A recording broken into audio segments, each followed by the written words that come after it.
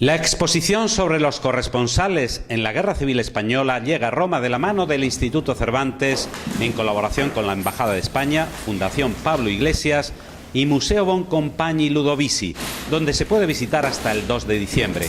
Fue inaugurada por el embajador de España en Italia, Luis Calvo, quien resaltó el valor incalculable de la exposición que nos retrotrae a una época terrible, pero que debe ser un acicate para que nuestro ánimo no decaiga y se dirija, subrayó el embajador Luis Calvo, hacia el único camino posible que la humanidad tiene para salvarse, que es la paz y el diálogo.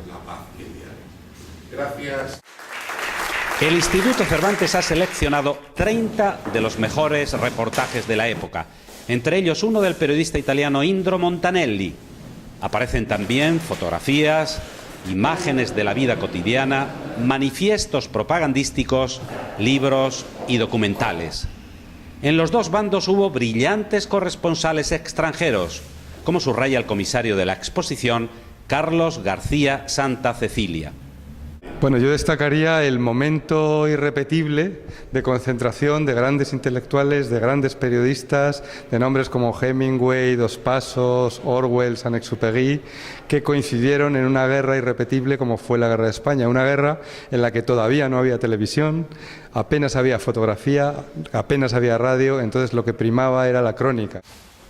Entre los episodios recogidos en crónicas que alcanzaron resonancia mundial están la toma del Alcázar de Toledo, la cruenta batalla de Teruel, la masacre de Badajoz o el bombardeo de Guernica por parte de la aviación alemana, contado por el periodista Stier en el New York Times.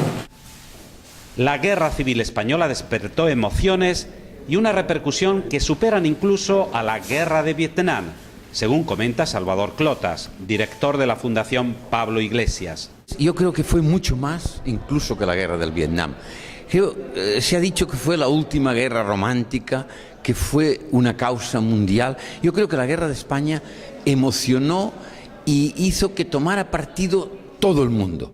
En la inauguración estuvo presente el historiador Paul Preston, autor del libro Idealistas bajo las balas, cuyo trabajo fue presentado por el corresponsal de la cadena SER en Roma, Joan Solés. Enseguida los periodistas que venían a la zona republicana cogieron la idea de que se luchaba en España el futuro de la democracia mundial. Después de abordar el trabajo de los corresponsales en la Guerra Civil Española, el director del Instituto Cervantes de Roma, Mario García de Castro, presentó la mesa redonda sobre corresponsales de guerra en la actualidad. Vamos ahora a tratar de analizar cómo son los corresponsales ahora y hacer una comparación. En primer lugar, Almudena Ariza realizó una brillante y documentada exposición de su trabajo en Televisión Española, explicando también cuáles son las características que debe tener un corresponsal de guerra. Básicamente creo que el motor es la curiosidad y luego hay muchas, por ejemplo, la pasión. Difícilmente ese trabajo, si no tienes pasión y no tienes ganas de moverte y de interesarte por historias ajenas, difícilmente puedes hacer tu trabajo. Pino Scaccia, veterano enviado especial de la radiotelevisión pública italiana RAI, habló de los riesgos del corresponsal de guerra, que a veces pierde la vida, un riesgo que Pino Scaccia mostró con un documental en el que habla de la muerte de José Couso, de Telecinco, en Bagdad. Fabio Cucchioni, corresponsal de guerra de la RAI, evocó a Plutarco, quien decía que tenemos dos orejas y una sola boca, subrayando así que el secreto del periodista en una guerra es saber escuchar lo que dice la gente y contar los hechos de forma clara. Ascoltare quello che ci succede intorno per poi parlare.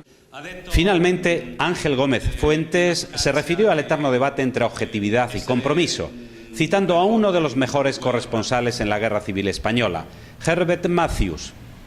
Este enviado del New York Times, que apoyó a la República, personaliza ese debate sobre compromiso, objetividad o imparcialidad.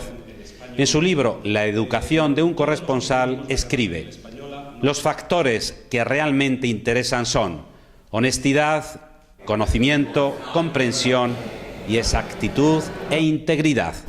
Gracias.